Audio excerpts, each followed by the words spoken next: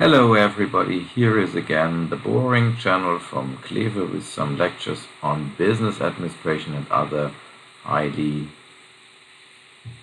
boring stuff probably.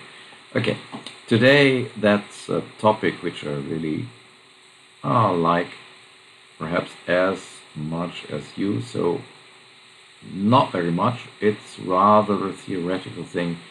My heart's not beating for that, so there now here you just only get some basic information, and probably if you are interested in those things deeper, then you should inform yourself by reading some good books.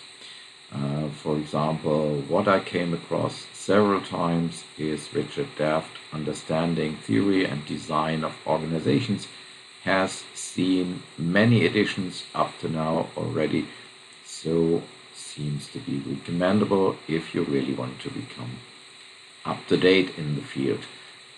My own ideas are rather, or not ideas, but only my own short overview is more based on a German classic book on a classical introduction to business administration. It's a really big one by Wöhr, Allgemeine Betriebswirtschaftslehre, so Introduction to General Business Administration, and there is also a section on organization, and there I got my ideas from. And surprisingly, organization is there described as a relatively abstract thing, because there it says that organization is nothing else than a set of rules which determines the events going on in an enterprise. Or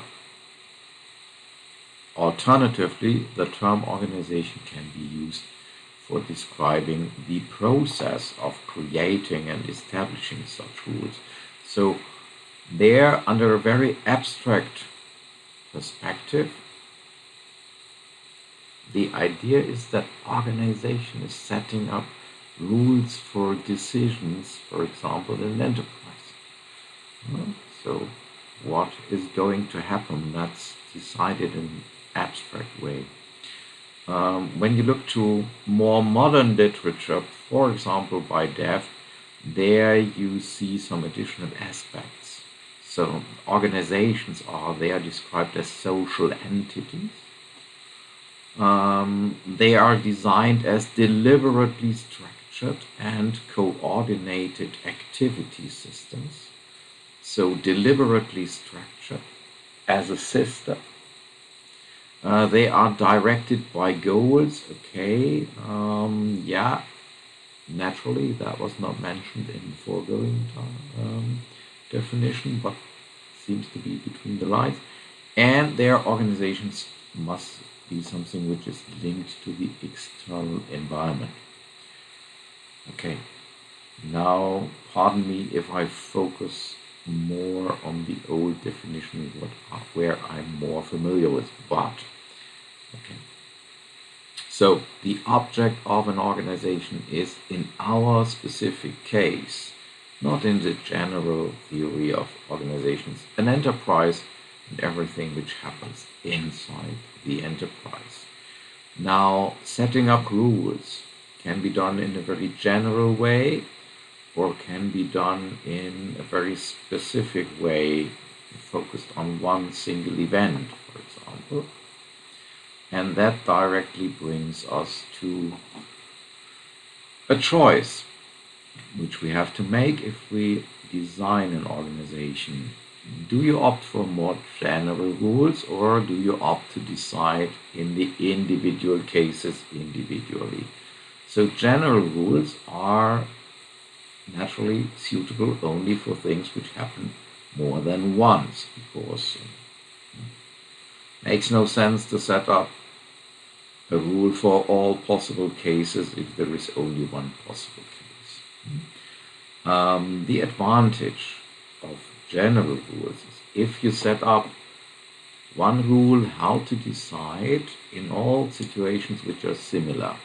Then you save the time, money, efforts which you would need to analyze the problem in depth every time, to figure out all the alternatives, to form an opinion which might be the best under which consequences. So if you set up general rules for the selection, for the decision in such a situation, you decide once, or you analyze the problem once properly with much effort, and then this investment is a kind of fixed cost, that time and effort which you invested, and now it pays off, because when now afterwards you always select automatically the best alternative due to your rules which you set up in front,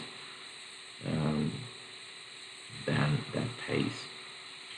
Specific or individual rules for a single case.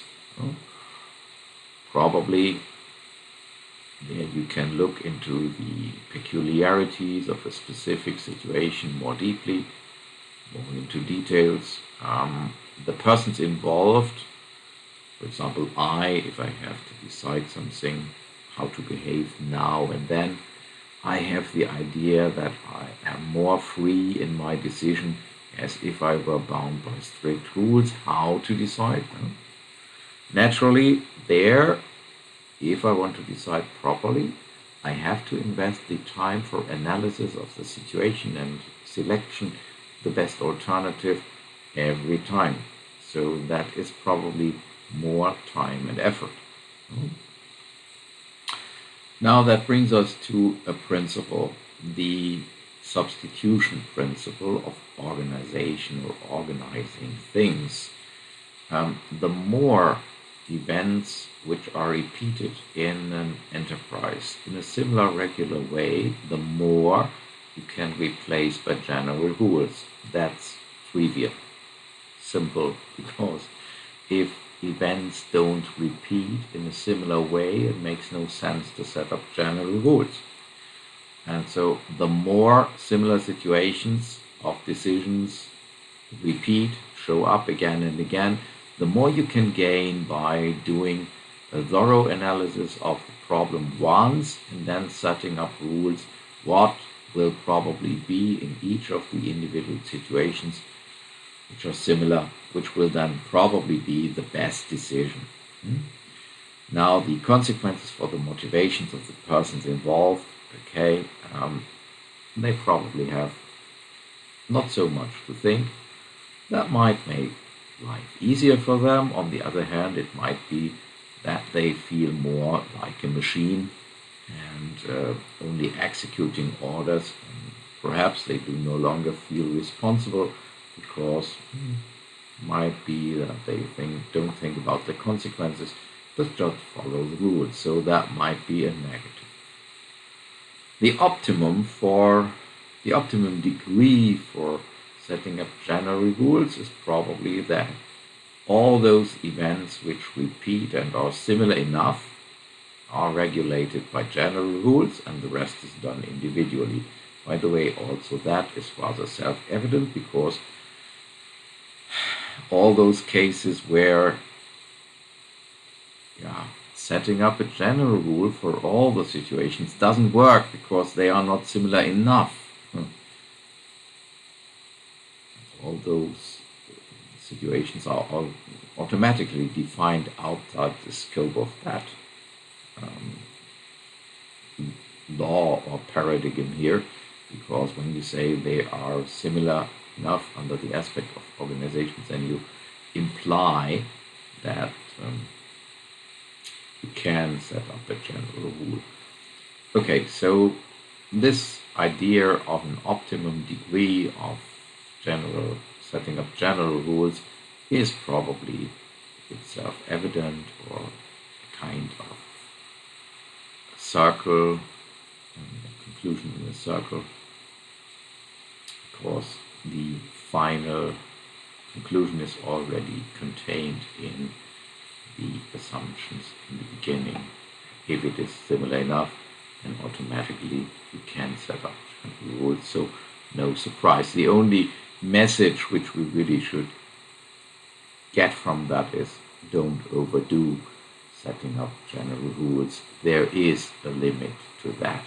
You can and should perhaps set up general rules for every situation where that it makes sense, but not more. Now, when it comes to setting up an organization in the sense of rules, you must see that there are usually in an enterprise or in any other organization two different systems. You have formal official rules and formal official ways how decisions are taken, and you have, as we are all human beings, you have informal ways and rules. And you can only be warned in an enterprise if you don't know and have no feeling for the informal organization rules. You will probably have problems in your job because it might be that you hurt the unwritten or violate the unwritten rules in an enterprise, and that is usually not forgiven very easily. If they see you as a beginner or an idiot, you might get along with that and get some warning or be informed about that. But if you are a grown-up person, probably violating the informal rules in an enterprise's culture might be dangerous. So you must know that at least know that apart from the formal ways to do so, there are always do's and don'ts in an enterprise which you never find in a manual and in official rules, but which nevertheless you will have to obey. Good. Now, you can naturally also distinguish according to other criteria. For example, if you look to the structure of an enterprise, who is doing which task, which job, who is the superior and who is the subordinate of whom, and the organization of the production process or of other processes. How are actions performed? So the focus is in the one case on who, and in the other case on what is done. Good. If you look to organizing the structure of an enterprise, then naturally the question is who has to do what and who has to give orders to whom or receive orders from whom. In order to do that in a rational way, you should first make a kind of inventory of the tasks which are to do in the enterprise. So analyze the tasks and then probably put them together in a reasonable way. So if you find out that there is a mass of typewriting to do, that's one set of tasks. It might be that there is some engineering task to do, and naturally now it would not be a good idea to give the typewriting stuff to the expert in engineering. So to unite tasks in the hands of a person who is only familiar with, can only cope well with one of these tasks. So synthesizing the tasks also then plays a role. So the tasks will be assembled or grouped into sets which have to be or can be done by one job holder. That's called a position. And sometimes the work must be coordinated, so the tasks of coordination must also be grouped into positions that are executive positions, so the people who have to give orders. And if you have a set of executive positions and subordinates, that would be probably called the department of the firm. So a subset of all the position holders who are occupied with similar tasks and under the directions of one executive. Now, when it comes to tasks, you will have to look to what has to be done, with what have you to work, or on what. Because if you have to deal with a certain product in the course of time, then sometimes a product can only be processed in step 2 if step 1 has already been done before. So you must always know on what you have to work. You have to know, in order to plan correctly, with what you have to do the work. So the machines which you need to do certain tasks. Also that plays a role, because if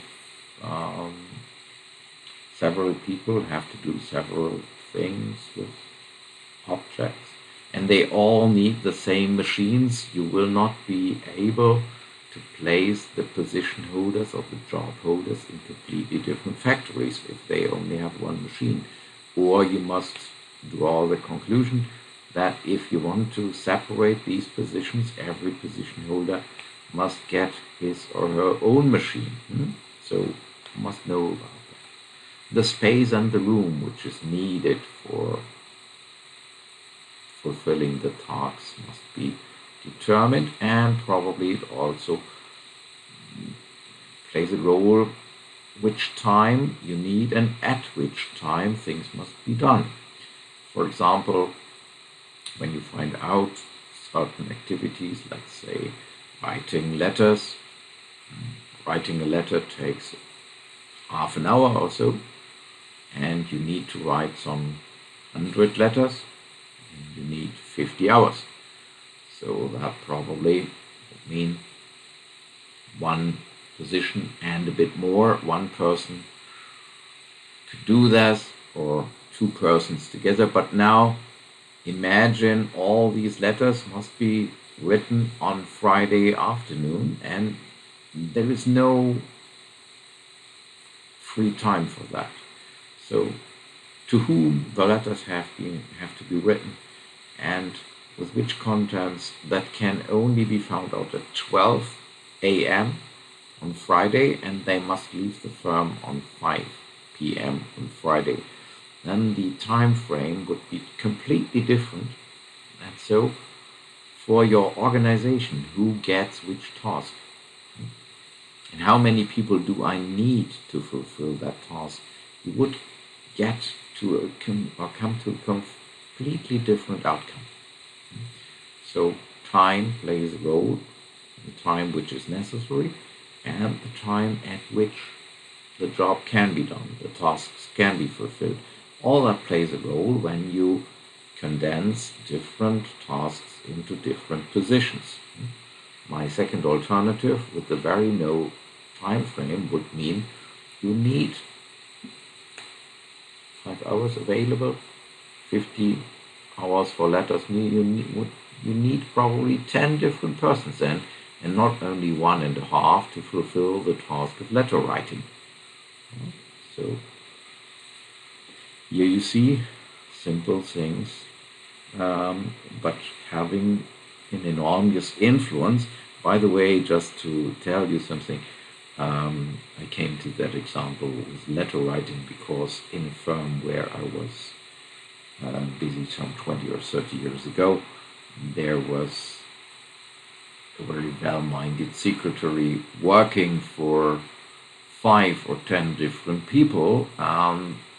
In theory, she had enough time to do that, but in practice, all the people for whom she had to work came with tasks indeed on Thursday afternoon, which usually had to be finished till Monday morning.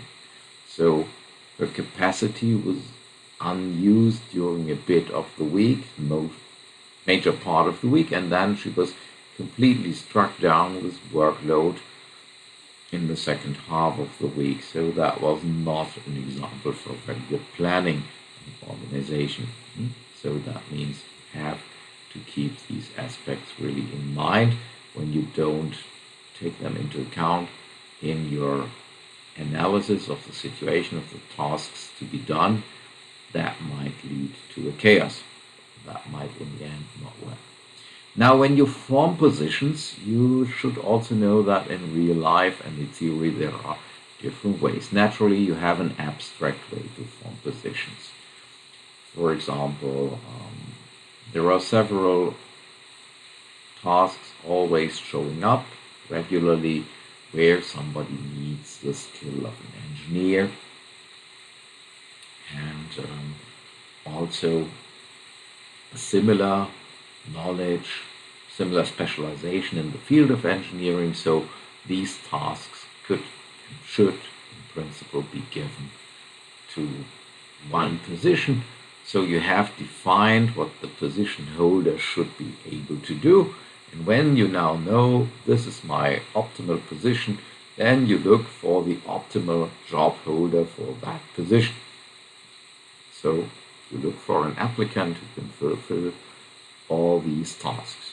Now, sometimes in real life you have the other way around. You have a person who has certain abilities and you want to still keep that person occupied. So you want some tasks, for example, for which you employed that person originally have fallen away or have lost their importance, and now the person is there and you need tasks which that person can do. In that case, sometimes you form a position in the person-orientated way. Where are tasks, for example, where are persons in the firm, positions from which we can withdraw a certain set of tasks and then can attribute them to that present job holder. That happens from time to time. In that case, the position is formed with regard to the job holder and not the job holder is selected with regard to the requirements of the position. In that case, where that has been done, that should be memorized well, because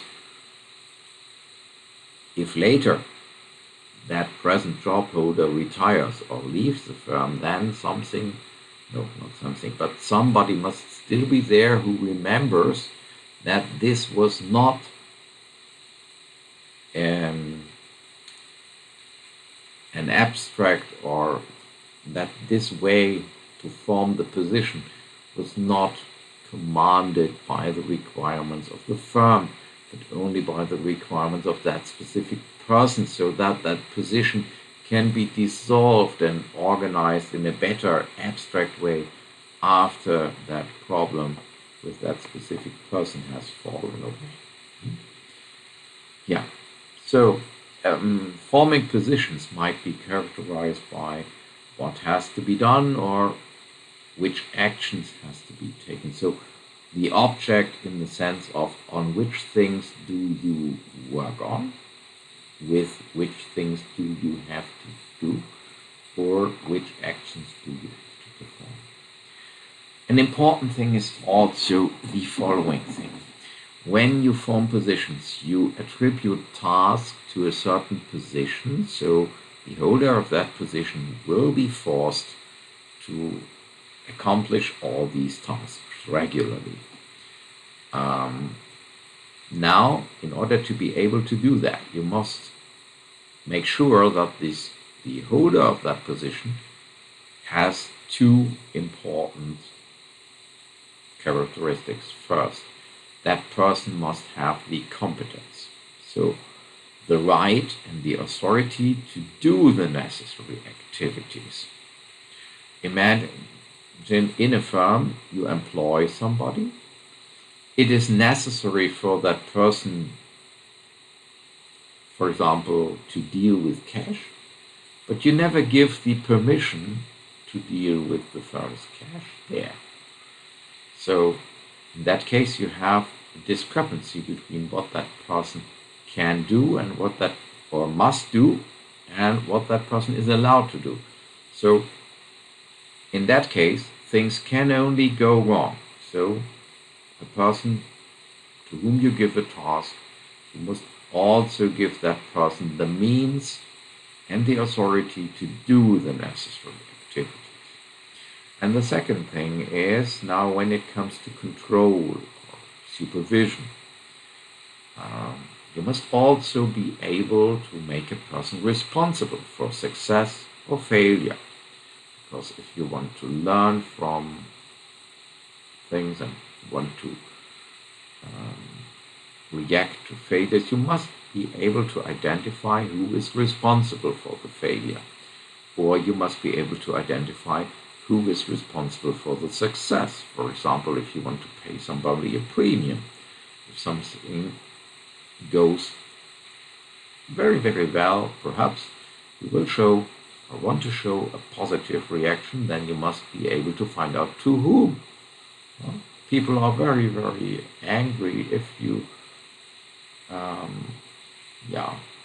if one does the work and somebody else does the acknowledgements for that. So it must be possible to hold the person having a position responsible for success or failure. So you must be able to find out who is responsible for what. And naturally, if a person doesn't get the competence to fulfill a task, then you can forget about making that person responsible. That would be highly unfair. And by the way, if you ever apply for a job where you find out that you have to do, according to the job description, tasks to which you are not entitled, then naturally that is a warning signal of highest intensity. You should not take the position, because the description shows you will not be allowed to fulfill your tasks, but probably your superiors will nevertheless try to fire you because you didn't reach your objectives which they gave to you.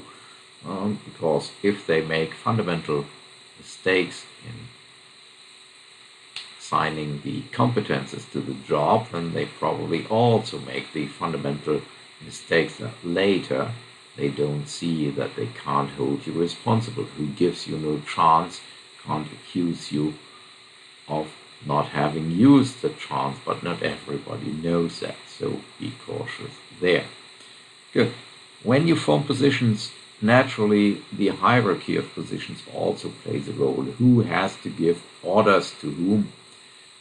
So I already mentioned that there are executive positions, so a leading function, and subordinate functions, subordinate positions, so people who receive orders from the superior. And when you now assemble together several positions and place them under the supervision of a superior, then the superior must be able to keep all these subordinates under control. And naturally, superior is a human being and has a limited capacity. So this watchdog which you appoint there, or that person who has coordinative functions, has a limited capacity. That's called the span of control or span of supervision. That is the number of subordinates which is controlled by an executive. And naturally, it is limited. There is a maximum span of control. That depends. That depends on which tasks your subordinates have to do. If there is a complicated task to fulfill, if they can all work alone, or if they have to do much work with each other, what amount of communication is necessary if they need a decision from a superior, how complicated such decisions are, and so on. For example, in a factory with an assembly belt, if you have 50 people, they all have absolutely routine work to do. Everybody knows exactly what is to do. Then from time to time you need perhaps a decision like, oh, I feel sick, can I go at home, or can I go to the restrooms for 10 minutes? Then superior has to decide, okay, somebody here some other person has to jump in and fill the gap in the assembly belt for the next hour or so. So rather simple decisions and rather rare, so you would have a huge span of control, which is possible. On the other hand, if you have expert work to do, let's say lawyers, tax advisors, so, and now one has a problem where one needs information and decisions from a superior, then probably you will have a huge amount of time necessary to go to your superior and first explain that expert problem until superior understands and can give advice or decide. So probably there the maximum span of control is lower than in the case of a mass of simple work to do. Seems relatively clear. When we assemble different tasks together to form a position which is then offered to a job holder, to a human being who gets the task to fulfill all these individual tasks during his or her routine work, then you have two different approaches again to distinguish. The first is you centralize the tasks. For example, you have 10 factories throughout Germany, and they all have, sorry, it's my hobby, they all have some tax problems to solve. Now you could have one tax expert in every factory. The other approach would probably be to have one tax department in the headquarters of the firm and to say every person or every event where a tax aspect is problematic, then these people in that tax department have to be contacted. So you have centralized all the tax questions in one position, and all the other job holders in the firm have nothing to do with tax aspect. Whenever a tax question comes up, the tax department is contacted. Decentralized approaches would be that similar tasks are done by more than one person or more than one department. So certain everyday tasks, it makes no sense to outsource them to one headquarter. So might be that certain things are done in every factory. And so you need 10 persons. You have 10 factories or even more in every department, somebody who is able to do that. Simple idea would, for example, be the work of a secretary. Naturally, a centralized typewriters department is rather a science fiction idea, because it would be relatively difficult to communicate first all the contents of letters which you plan to a central office or central department, then typed. So rather decentralized approach. That depends simply on what is probably working better and with lower costs. So at the end, when you have organized all the things which have to be done, when you have decided which tasks can be united in one position, then you end up with positions defined and defining the relations between the positions. So if, for example, you find out we need 20 or we need 2,000 people working in the assembly belt, then you can, in the next step, also define how many superiors of them you will need to coordinate their work, how many superiors for these superiors, and so on. That can all be fixed, and then you have the structure organization. So the structure of a firm, when you look to the positions and their relations, can be described by the way of the hierarchy, how you organize who has the right to give, who has the right to give binding orders, or the communication channels, who must pass on which information to whom and how it has to be passed on. You can look to the system, how the work is organized. You can look to how things are controlled. So structure can be described then under different aspects, and we are not going to think about all of them. Nevertheless, one system of hierarchy which you must know, very popular and very traditional, is the so-called one-line system. So that means you have everybody exactly with one superior. So from the lowest person in the firm to the highest superior, there is a straight line.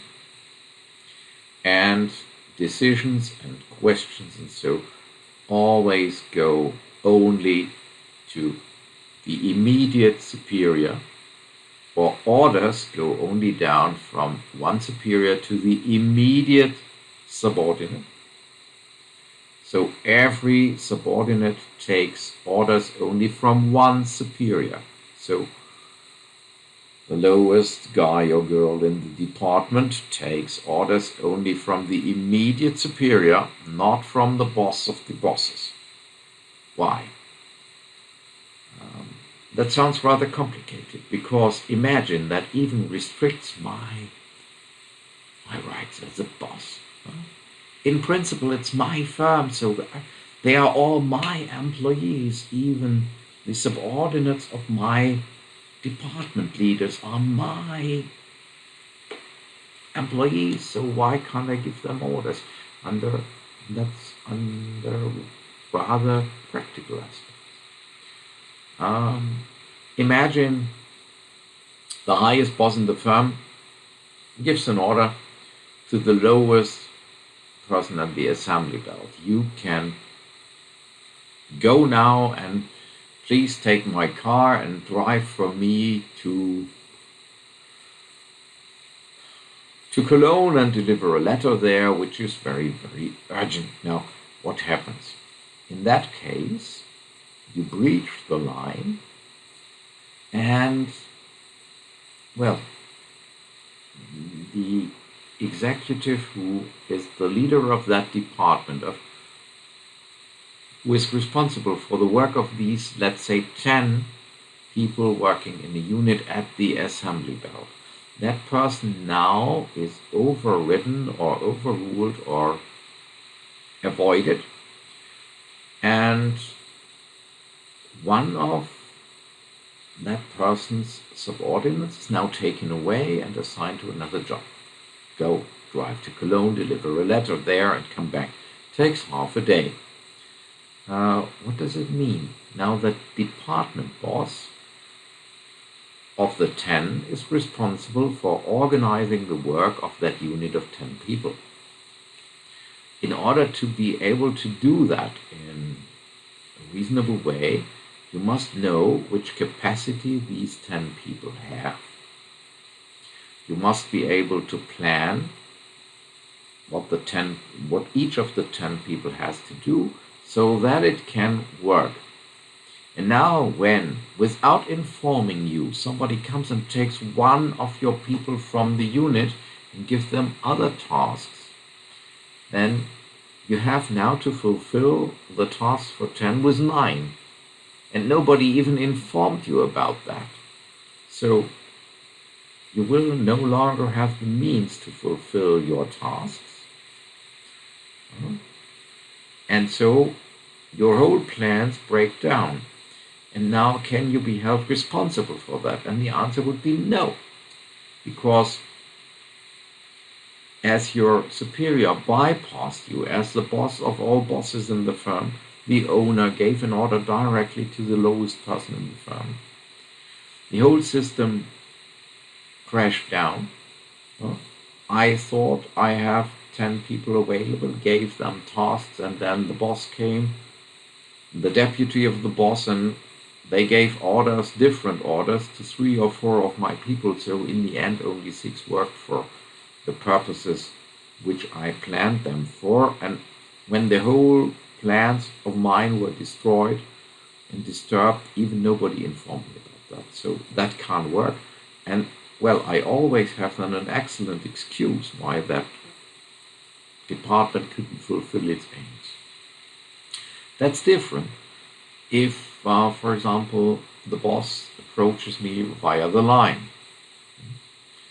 Hello, would you mind? I need somebody to drive to Cologne, deliver an urgent letter. I don't have somebody available, need one of your persons. And I can say, okay, it costs me half a day of somebody. Whom can I send? Who is probably able to do this? And who has not such an urgent work to do that I can't replace that 5 hours which are lost. So I can say, hey, Smith, come, take a car, drive to Cologne, and I can say, Miller and Meyer, do some 2 extra hours, or postpone some of your tasks which I gave you for this week and do them only next week, because now we have to renounce for half a day on Smith. We must reorganize the things in a way that the important stuff of this week can be done and that things don't break down. That is the difference in a one-line system. So the idea is that your immediate superior always knows what everybody has to do, and that changes there cannot happen without that superior is informed and can react. Now imagine there is really a conflict that I can't renounce on one of the 10. But then if the order from my superior comes, hello, I need one of your 10 people, then I can say, okay, if you do that, my department will not be able to fulfill its work plan for this week. Then my superior can decide, okay, what's more important, the letter going to Cologne or this department fulfilling its regular work of this week. And then superior of superior can decide, okay, I rather renounce on the letter and call a taxi driver, hand them the letter and say, drive to Cologne. Or I say, no, I need somebody from my own firm, somebody whom I can trust, or I don't know what. And even if the workload of that department then can't be fulfilled this week, that's worth it. But then you again have the responsibility in the hands of the person who made the decision. So responsibility and competence are again in the same person's hand, united, and not separated as before, because before the decision came from the superior of the superior, let's say the boss of the complete firm, and afterwards the consequences hit somebody who was not guilty. The head of the department, he could not avoid that one of the subordinates was taken away to fulfill other jobs. So that is the advantage and the reason why that one-line system has been established, okay? Which strictly forbids that the highest boss in a firm could give immediate orders to the lowest person in the firm. Sometimes there are deviations. For example, there is sometimes a multiple line organizations. That means that one subordinate could get orders from more than one superior. In that case, it's highly important that the competences of these different superiors are coordinated correctly, and in a reasonable way. There are two risks: that all the superiors, let's say the 5 superiors, give commands which block the, or which take more than the capacity which that one subordinate has at that time. The Friday afternoon type a letter till Monday problem which I mentioned. On the other hand, the opposite might happen.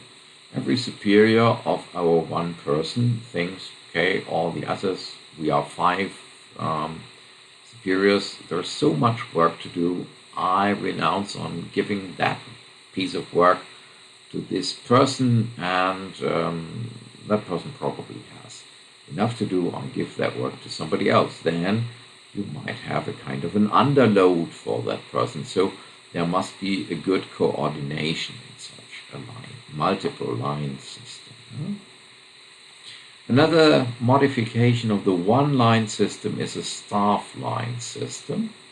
A staff is nothing else like a nice old word for support. A staff function is somebody who has, or a staff member is somebody in that sense. A staff department is somebody who has the function only to support the decision making of the superior. That is usually experts who by their special knowledge support the superior. Now, as they are expert and concentrated on 1 or 2 aspects only, they are usually not given the competence to make decisions, but they are only there to give advice to the experts. It might be that a staff position is subordinated to a certain superior directly and immediately. It might also be that the staff is organized as an independent department. Everybody who has a problem for which that their expert knowledge is needed can approach that staff department for support. But usually staff members are not allowed to make decisions on their own. That has some positive and negative aspects. First, an expert, let's say in taxation or in law, is usually focused only on his perspective, his or her. So they usually don't see all the general implications. They see their hobby and it's all for them. One of the best ways to ruin the courage in a firm and spontaneousness and the willingness to decide is appoint a lawyer, a very conservative lawyer, to a manager's position. It can only go wrong. Or let the marketing relationship to customers be organized by lawyers. There will be some surprises because their mentality is probably not what customers really appreciate. So that's probably not the best idea. The disadvantage is sometimes because these staff experts are not the persons who really make the decisions. They are not held responsible. That's always that superior. And now it can happen that somebody as an expert organizes and gives information in a way that for a reason that it seems to the decision maker that only under that aspect only one decision is possible at all. So the staff department programmed the decision of the superior, but on the other hand they are not held responsible because they only gave the information. The decision was made by the superior in the line, and so that might be a problem. A modified staff line system happens or means that sometimes you have members from the line and staff experts having to take a decision together very often you have that in case if somebody applies for a job, then you need the future superior involved in the process and probably somebody from the human resources or personnel department because they know about the legal requirements for a good selection process, and probably some other experts all involved together in the decision. Sometimes a big firm is organized according to divisions, so the structure is subdivided according on which on which objects these people have to work. For example, it might be that a group of firms is organized according to the major objects where that group of firms is busy. Let's say cars, airplanes, and trains. If probably that can be worked on relatively separately. You also know from time to time a so-called matrix organization. That is that for a certain project, different superiors have to decide together on the same question. Very often in cases of project management, that one is appointed a responsible person to organize a project, and then you have superiors or people responsible for rooms, personnel, finance. So the project manager has to contact all the people from the finance department, from the rooms administration, from the personnel administration, and has to organize the necessary resources to be able to fulfill the project. So for all these decisions, you need then a coordination, a common decision by the project manager and the finance manager and so on. How many resources are for a limited period of time attributed to that project and so on. That's flexible, but might be complicated. Communication systems, usually in a line system, the information should go up and down the line, again without leaving somebody out, because the idea is every superior, if you want to hold these people responsible, must know about everything which affects his or her department. So you can't allow an information to bypass somebody in the line. The information has to be given up properly and down properly according to the line, not bypassing somebody. Naturally, in such cases, very often you have informal communication channels. In many firms, for example, if Department A has to communicate with Department B, they have to do it via their superiors, but probably first they will informally contact each other if the proposal of Department A will mean an embarrassment for Department B, or if Department B thinks they can do this.